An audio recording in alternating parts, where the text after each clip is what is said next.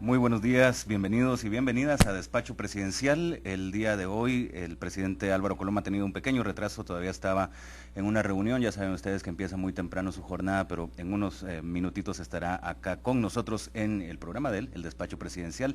El día de hoy, como siempre, haremos un pequeño resumen acerca de las cosas más relevantes que han sucedido en esta semana y en estos días a cargo del gobierno central, y conversaremos sobre un tema importante y sobre todo cobra más importancia a la luz de lo que va pasando en los días recientes y que sirve para pensar en nuestro futuro. ¿Cuál es la situación del Estado en términos macroeconómicos? ¿Cuáles son necios con la macroeconomía, ¿verdad? La macroeconomía que necesita estar bien para que funcione bien la microeconomía, para que funcione bien el país. Es como los pilares o la estructura, las columnas que deben estar bien, y para eso nos acompaña el día de hoy el presidente del Banco de Guatemala, el señor Edgar Barquín, con quien conversaremos acerca de un montón de temas y de varios temas que pueden ser relevantes para que sigamos comprendiendo la macroeconomía y sigamos comprendiendo por qué a veces hay algunas dificultades aún en Guatemala.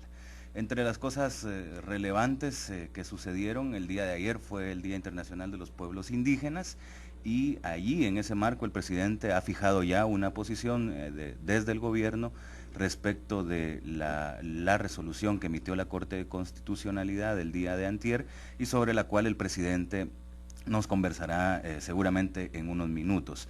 Allí y en el marco de esta conmemoración del Día Internacional de los Pueblos Indígenas tuvo lugar la condecoración con la Orden del Quetzal al al doctor, escritor, sociólogo, pensador, intelectual guatemalteco, Carlos Guzmán Bocler, quien planteó desde hace muchas décadas en el país, y cuando quizá era muy provocativo hacerlo y obviamente generaba muchas críticas y polémicas, el tema de los pueblos indígenas, incluso como parte de un proceso revolucionario en Guatemala, y el día de ayer fue condecorado con esa Orden del Quetzal, que es una Orden del Quetzal que ha sido entregada a muchas personas, pero que sigue representando sin duda alguna a el Estado guatemalteco y sirve para reconocer lo positivo que hayan hecho guatemaltecos.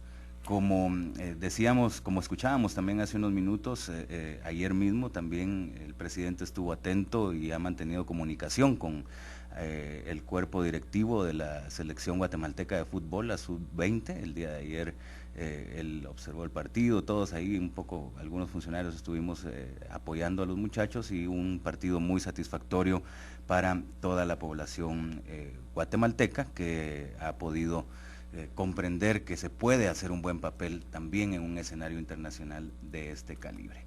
Y el fin de semana, entre otras cosas que no tienen que ver con lo lúdico o con el deporte, estuvimos y el presidente tuvo unas reuniones de trabajo en el departamento de Petén.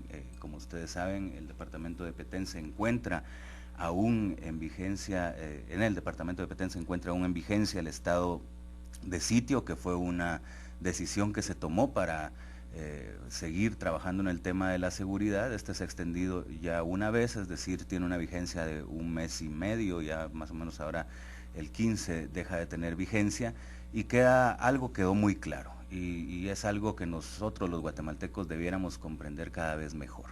La relación que existe entre la violencia cotidiana, la violencia que vemos en los medios de comunicación, y la gran cantidad de armas y municiones que existen en el mercado de manera legal y de manera ilegal.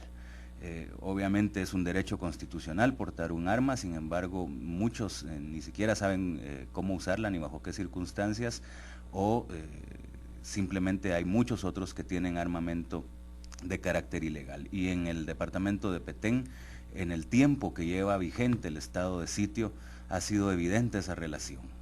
Los números no mienten. El número de homicidios en un periodo similar, más o menos de 45 días, comparando los 45 días que ha tenido vigencia el estado de sitio en Petén con los 45 días, los mismos 45 días solo que del año anterior, el número de homicidios bajó de 88 a 28. Eso es una baja realmente sensible, porque significa que hay más personas que no perdieron la vida, hay personas que en Petén pudieron mantenerse trabajando con sus familias, y eso es lo que significa la posibilidad de disminuir la cantidad de homicidios. Y en el caso de la incautación de armamento, de armas de todo calibre, sucede que en ese departamento se incrementó un 161%. En ese periodo se habían incautado 49 armas en el año 2010 y en este año 127. Pero lo más importante es que se limitó mediante el estado de sitio la aportación de armas, y eso de alguna manera disuade la posibilidad de que haya muertos por armas que sean utilizadas de manera inadecuada. Y ojo, el aprendizaje que se tuvo en Guatemala con el estado de sitio en Alta Verapaz y con el estado de sitio en Petén, porque los dos han traído los mismos resultados, una disminución de homicidios y un elevado número de armas incautadas, sirvió como lección y como aprendizaje para el pueblo salvadoreño, para el hermano gobierno del Salvador, que ha decidido limitar la aportación de armas en 27 municipios. Esa es una determinación que tomó el presidente Funes hace más o menos 2 semanas, y que ya iremos evaluando y comprendiendo qué resultados trae también en El Salvador, donde también hay índices elevados de homicidios. Esos son algunos de los temas más relevantes de la semana, y como decíamos, el día de hoy el objetivo es concentrarnos un poco también para hablar acerca de esa situación macroeconómica, y que junto con otros elementos que se han desarrollado durante estos 3 años y medio de gestión, van dejando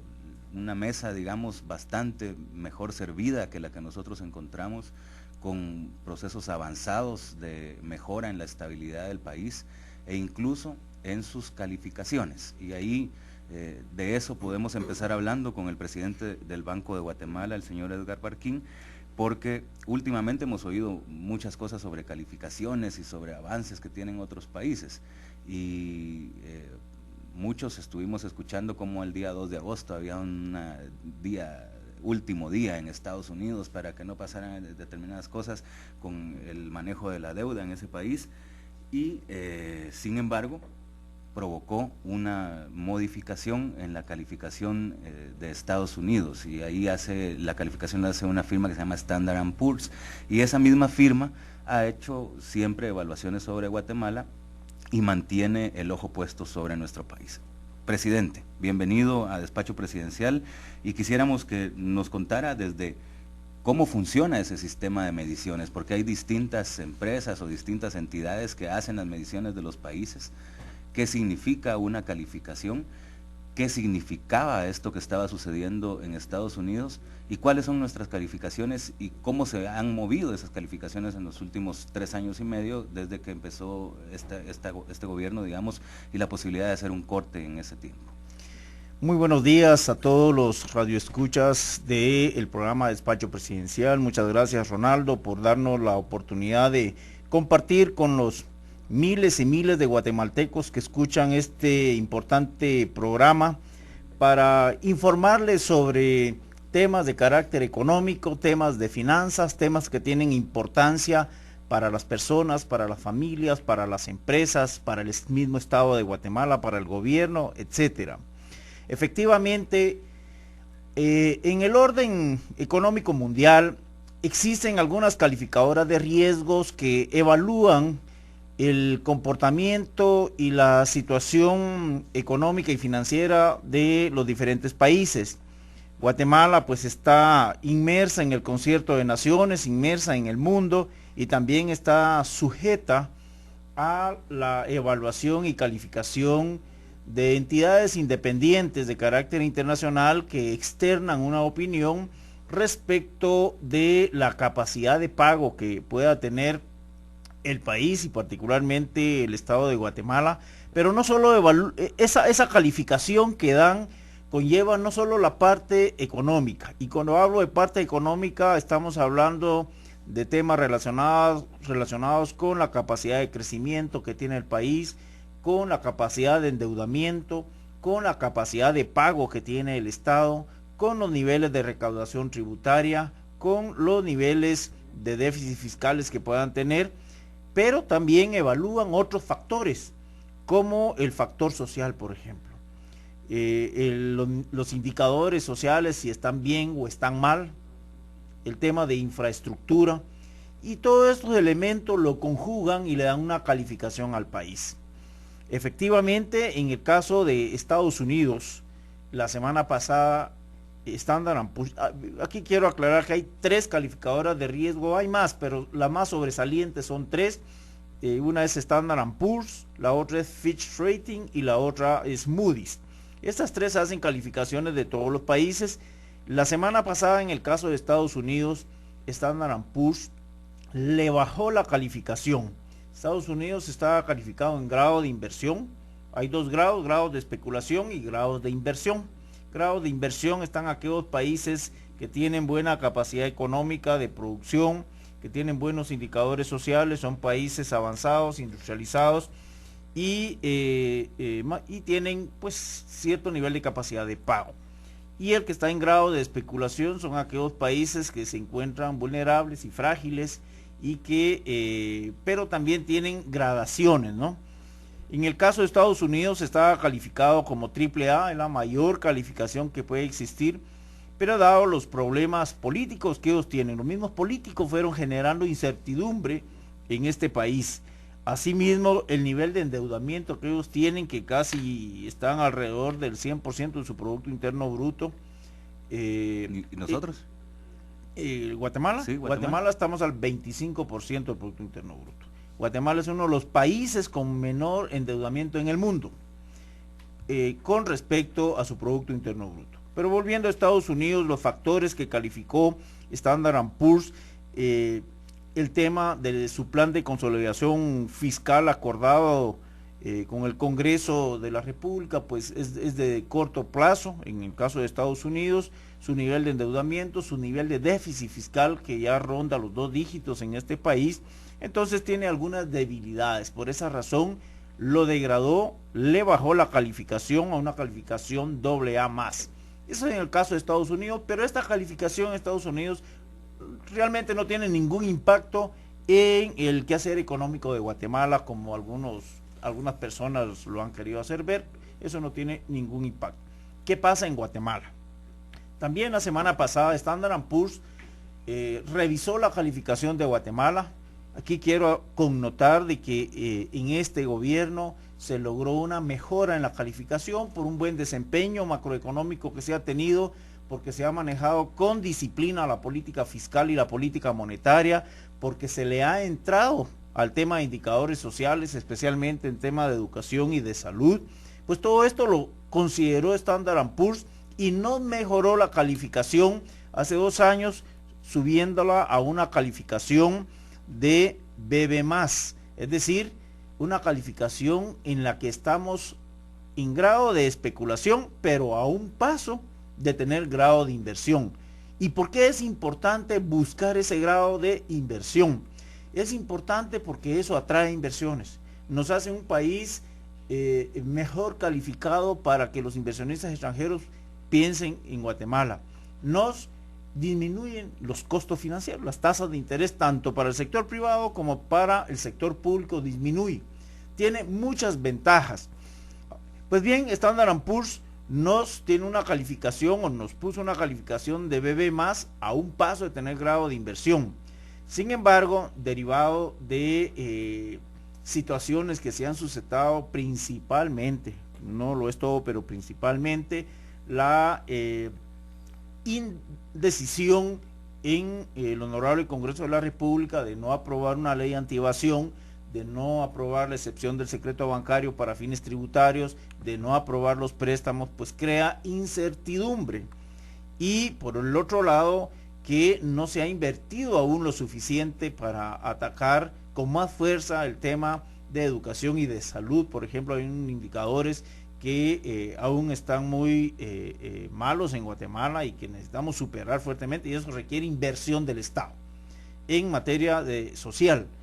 Y en tema de infraestructura, pues sí se necesita invertir mucho más en puertos, aeropuertos y red vial, por ejemplo. Todas estas situaciones, pero particularmente el tema del Congreso de la República, pues hizo que Standard & Poor's nos mantenga la calificación en BB, en W, pero la perspectiva nos la bajó de estable a negativa.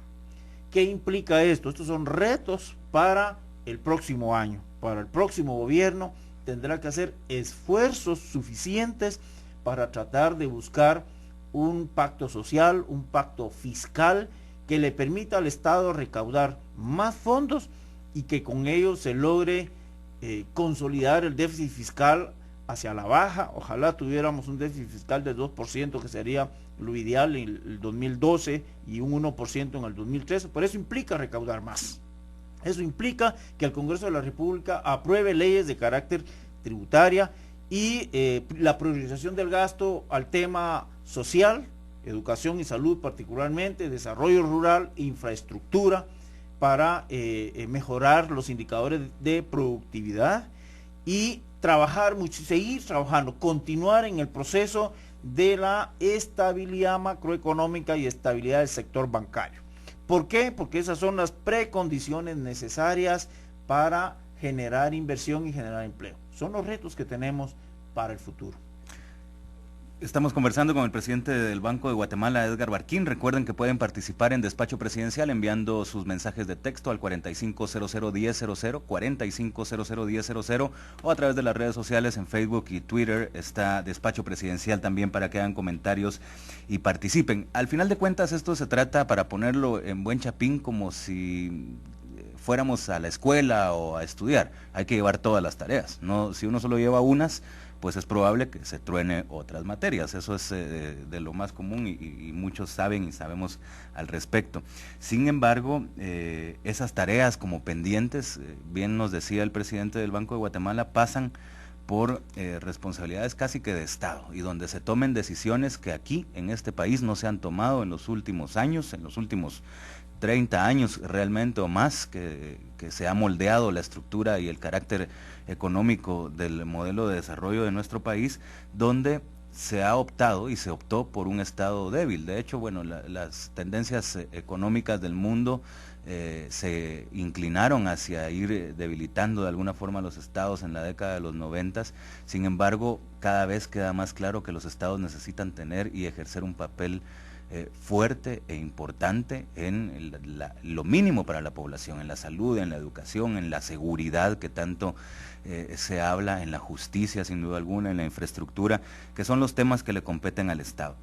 Y en ese sentido, Guatemala no ha aprobado o no ha modificado sustancialmente su estructura fiscal tributaria, lo que nos coloca como uno de los países que menor carga tributaria tiene. Eso se traduce en que somos uno de los países en donde menos impuestos se pagan, en términos generales, en donde muchos tienen muchas posibilidades de evadir, de eludir o de incluso cumpliendo con la ley, quedarse con muchos recursos que podrían y deberían de ir al Estado para fortalecerlo y robustecerlo. Conversábamos con el presidente del banco antes de iniciar el programa de cómo ese aspecto es tan importante, está en manos del Congreso de la República, no debería tardar, incluso no necesariamente debería de realizarse una modificación en ese sentido hasta el próximo gobierno, la próxima legislatura, porque si no el otro año puede ser realmente complejo para quien esté en el poder. Sin embargo, conversábamos de cómo, y también fue un tema en Estados Unidos, porque el presidente Obama le planteaba a su Congreso, en un momento donde las discusiones eran muy similares, que está bueno, hay que hacer recortes en la inversión del Estado, pero necesitamos que se paguen más impuestos, y él decía que paguen más impuestos los que más recursos tienen y más pueden, y ese siempre ha sido también nuestro planteamiento. Y ese tema pasó en Estados Unidos, y recientemente en las últimas 3 semanas en Honduras y en Costa Rica se han aprobado también impuestos específicos en estos últimos 2 casos destinados a la seguridad. En el caso de Costa Rica se trata de $300 que paga cada sociedad inscrita, que es un espacio relevante, que son $300 por sociedad inscrita, para que sean destinados específicamente al tema de seguridad. Y en el caso de Honduras son más o menos también bajo la misma modalidad, que se trata ahí de un impuesto temporal que espera recaudar $400 millones en 5 años, mientras en Costa Rica se espera recaudar 3.200. Es bastante más impactante la reforma en Costa Rica, pero que estará destinado a trabajar en el tema de seguridad. ¿Cómo debe avanzarse en esa ruta? ¿Cuál es el pensamiento que debe privar? Si tú has tenido la experiencia del manejo macroeconómico